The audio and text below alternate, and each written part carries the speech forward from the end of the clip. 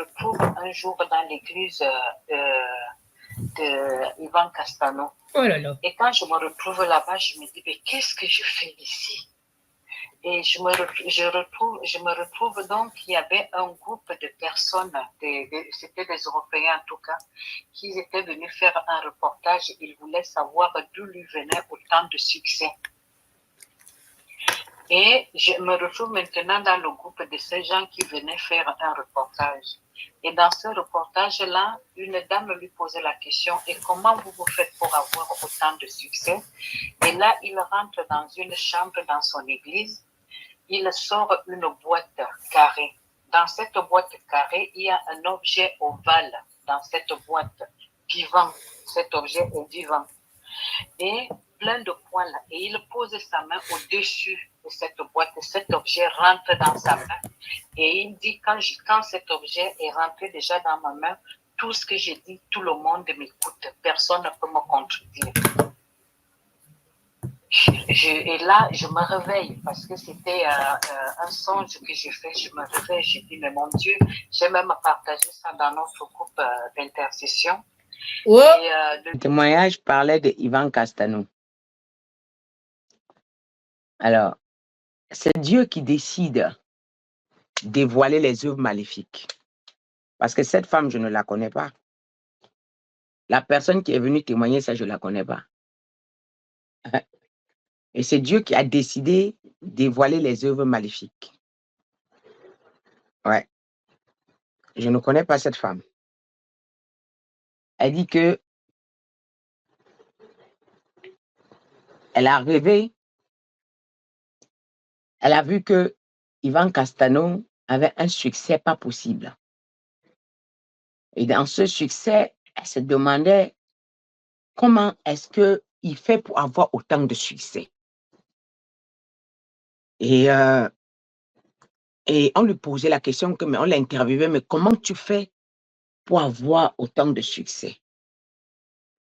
Et lui, il a dit, suivez-moi, je vais vous montrer là où se trouve mon succès. Apparemment, il a envoyé la main de quelque part, il a récupéré une boîte ovale. Je me rappelle, le chauffeur de Ekane avait parlé de cette boîte ovale où il le portait dans la voiture, il avait cette boîte ovale. Et cette boîte ovale était cachée dans un sac et dans la voiture. Quand il est monté derrière, d'un coup, le chauffeur étant derrière, a senti une odeur qui n'est pas agréable de ce monde. Et puis lui, il s'est retourné, il a essayé de regarder par le rétroviseur parce qu'il se disait qu'ici, il ne faut pas que je meure. Il a essayé de regarder par le rétroviseur. Il voit le gars avec une boîte ovale, c'est comme le cercueil. Une boîte ovale comme ça. Et puis, il était en train de faire les incantations comme ça. Il tournait ça sur sa tête. Donc, il faisait. Le chauffeur dit qu'il a eu peur. Il dit que, mais ça, c'est un prophète. Donc, il avait une croisade. Le chauffeur le portait pour amener à la croisade. Donc, il dit que, mais donc, c'est ce que les prophètes y font. Hein? Donc, son cœur était d'abord parti. Et on venait de l'embaucher. Alors, elle vient de dire, elle voit Ivan Castano à la boîte ovale. Il dit, tu as vu cette boîte? Quand j'ouvre cette boîte, avant de partir, c'est comme s'il a récupéré quelque chose dedans, je ne sais pas, il fallait qu'elle soit là pour mieux m'expliquer. Mais quand il ouvre cette boîte et quand il l'utilise, ce qui est sûr, quand il arrive dans son église, tout ce qu'il dit, les gens le croient. Tout ce qu'il fait, les gens le croient. Mais je déclare au nom de Jésus, cette boîte sera inutile à partir d'aujourd'hui. Je retire le pouvoir qui est dessus. Cette boîte, à partir d'aujourd'hui, sera inutile. Je détruis le boîte de cette boîte ovale. Je détruis le pouvoir de cette boîte ovale. J'arrache le pouvoir de cette boîte ovale. Et je jette au nom de Jésus. Je récupère avec quoi tu anéantis les gens. Tu domptes les gens. À partir de ce jour, cette boîte sera inutile.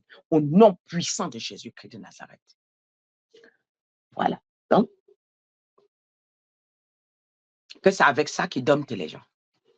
Il fallait que vous récupérez ce témoignage-là et avec cette explication-là, et vous allez publier. Voilà. Merci.